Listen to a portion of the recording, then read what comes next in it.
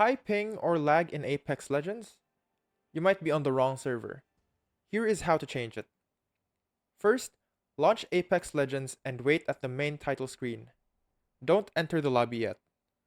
But if you're in the lobby already, what you can do is press escape and click on return to main menu. Click yes. And once you're here, at the bottom of the screen, you'll see data center. Press the shown button or the key to open it. You'll now see a list of servers with different ping and packet loss values. Lower ping means faster response time and smoother gameplay, while high ping can cause lag, delay, or rubber banding. Choose the server with the lowest ping and zero packet loss, then confirm your selection. And that's it. You've changed your Apex Legends server.